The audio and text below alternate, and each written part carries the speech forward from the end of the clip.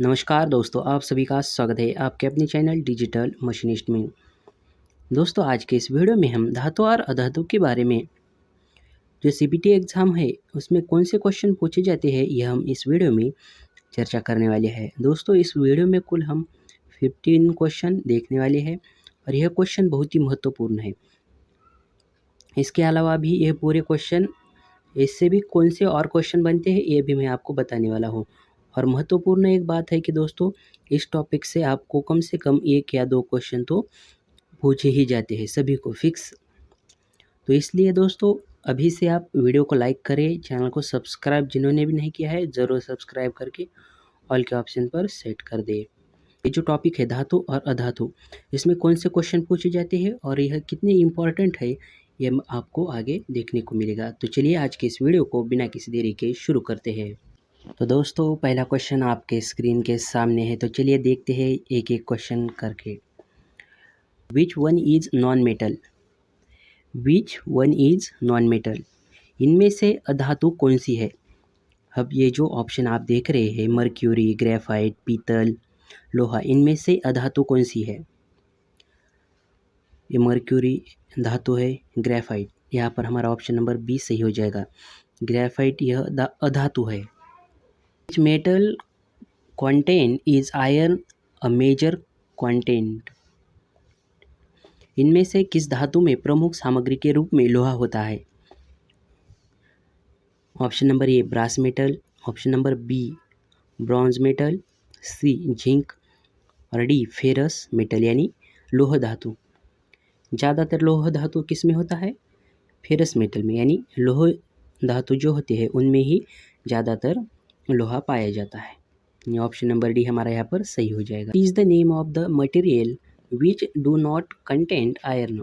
उस धातु का नाम क्या है जिसमें लोहा नहीं होता है? फेरस धातु यानी लोहा होता है, उस धातु को फेरस धातु कहते हैं। नॉन फेरस धातु किसे कहते हैं? जिसमें लोहा नहीं होता है उसमें। सीधा सा है, यहाँ पर हमारा ऑप्शन नंबर बी सही हो जाएगा। Which one of the following property is the mechanical property of material? निम्नलिखित में से कौन सा गुणधर्म धातु का यांत्रिक गुणधर्म है? तो यहाँ पर हमारा सही आंसर क्या है? ऑप्शन नंबर बी डक्टिलिटी यानी तन्यता। डक्टिलिटी किसे कहते हैं? जिसमें अब देखिए यहाँ पर जो डक्टिलिटी है यह कॉन्सेप्ट हम समझ लेते हैं शॉर्ट में। अब ये ठोस धातु है, ये मान लीजिए धातु है, इसको हैमरिंग करके यानी हथौड़े से मार मार कर इससे एक तार निकाली जाती है।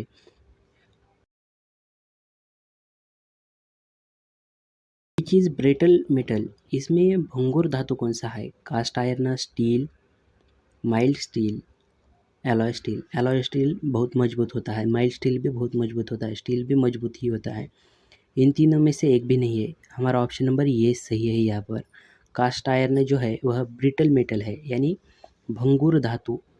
जैसे कि कोयला होता है, देखो उतना ब्रिटल नहीं, लेकिन एक उदाहरण के तौर पर।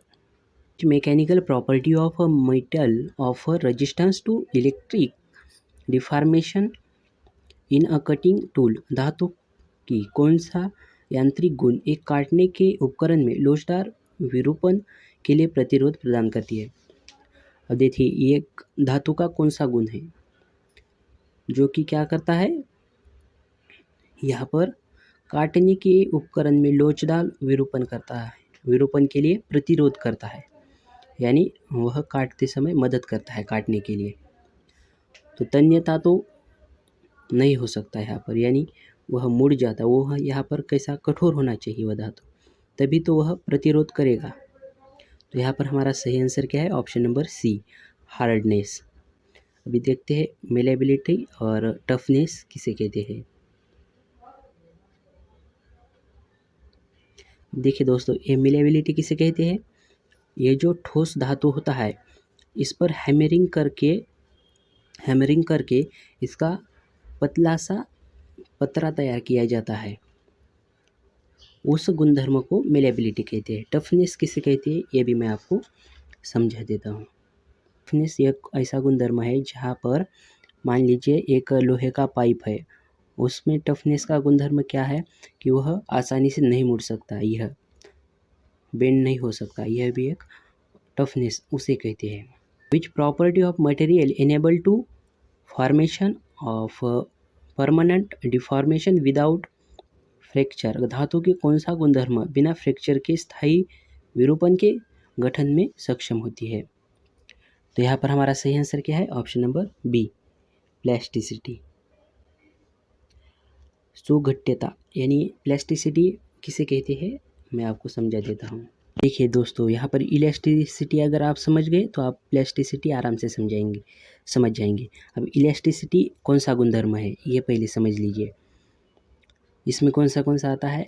उदाहरण के लिए मैं आपको बता दूँ, रबर। जब भी हम किसी धातु को ऐसा स्ट्रेच करते हैं तो वह सिकुड़ कर अपने पहले, देखिए मान लीजिए इसकी लंबाई इस धातु की इतनी है, हमें स्ट्रेच करके यहाँ तक उसको लेके आए, बाद में फिर हम छोड़ देने पर वो वही उसी जगह पर आता है। इसे इलास्टिसिटी कहते हैं। जैसे कि रबर हो गया, और रबर धातु तो नहीं है लेकिन एक गुणधर्म के लिए उदाहरण के तौर पर मैं बता रहा हूँ, और स्प्रिंग, ये दो इसके उदाहरण हैं इलास्टिसिटी के। अब प्लास्टिसिटी देखिए, मान लीजिए ये धातु है, इसको हम खींचे तो यह अपनी जगह पे परत नहीं आता है। Of metal has its power of returning its original shape often the applied force is released. धातु की कौन सा गुण बल लगाने पर विरूपित तथा बल हटाने पर वापस अपनी पूर्वावस्था में आने की क्षमक रखता है? तो यहाँ पर हमारा सही आंसर कौन सा हो जाएगा? इलास्टिसिटी। अभी मैंने आपको बताया था। Property of metal processed bye it's metal when heat is applied. इसे धातु की कौन सा गुण जिससे धातु को गर्म करने पर पिघल जाती है, यानी वह धातु गल जाता है। यानी आप यहाँ पर ऑप्शन में देखिए, ऑप्शन नंबर सी, गलनीयता। तो उसको क्या कहते हैं? फ्यूजिबिलिटी यानी गलनीयता। ऑप्शन नंबर सी हमारे यहाँ पर सही हो जाएगा। Alloy used in electric lamp as a filament. इनमें से किस मिश्र धातु का उपयोग विद्युत बल्ब में फिलामेंट में किया जाता है? Cobalt, vanadium, tungsten, silicon. तो यहाँ पर हमारा सही आंसर क्या हो जाएगा? Option number C, tungsten. अब देखिए यहाँ पर ये जो टंगस्टन धातु होता है, गलनांक होता है वह हाई होता है, इसलिए इसका यूज बल्ब में किया जाता है। अब आप जो 10-20 वाला जो बल्ब देखते हैं उसमें होता है, देखो यहाँ पर, या ऐसा गोलाकार जो बल्ब होते हैं उसमें एक तार लगी हुई होती है, वही होता है वह टंगस्टन का तार। Material content is brace alloy. पीतल में कौन सी मिश्र धातु होती है? तो पीतल में जो है वह कॉपर एंड जिंक होती है, तांबा और जस्त। यहाँ पर ऑप्शन नंबर सी हमारा सही हो जाएगा। Cast iron can not be weld. इनमें से ढलाव लोहा की वेल्डिंग नहीं की जा सकती। तो दोस्तों यहाँ पर जो है वाइट कास्ट आयरन की जो है वह वेल्डिंग नहीं की जा सकती, यानी उस पर वेल्डिंग नहीं होती है। Which metal can not B forged. इनमें से किस धातु को फोर्ज नहीं किया जा सकता? दोस्तों यहाँ पर जो हमारा सही आंसर है वहाँ पर यह है option number D, cast iron पर फोर्ज नहीं किया जा सकता। Which metal is weldly use for making casting for machinery parts. Machinery भागों की ढलाई बनाने के लिए किस धातु का व्यापक रूप से उपयोग किया जा सकता है? यहाँ पर क्या इस क्वेश्चन में पूछा गया है, मशीनरी भागों की ढलाई बनाने के लिए किस धातु का व्यापक रूप से उपयोग किया जाता है? व्यापक यानी बड़े पैमाने पर। ए, ग्रे कास्ट आयरन, सी, मेलेबल कास्ट आयरन, और डी, रफ कास्ट आयरन। दोस्तों यहाँ पर जो हमारा सही आंसर है कौन सा है? ऑप्शन नंबर ये, ग्रे कास्ट आयरन का ज़्यादा से ज़्यादा उपयोग किया जाता है। Which furnace is used to get pig iron from iron ore. लौह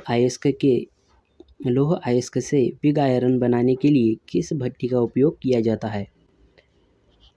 तो यहाँ पर ब्लास्ट फर्नेस, इस भट्टी का उपयोग किया जाता है। तो दोस्तों आपको यह वीडियो कैसा लगा मुझे कमेंट कर ज़रूर बताइए। यह वीडियो अपने दोस्तों के साथ शेयर करना बिल्कुल भी ना भूलें, क्योंकि दोस्तों यह बहुत ही महत्वपूर्ण वीडियो है। अगर आपने अभी तक वीडियो को लाइक नहीं किया तो लाइक करके चैनल को सब्सक्राइब ज़रूर कर दें। तो चलिए मिलते हैं नेक्स्ट वीडियो में। जय हिंद, जय भारत।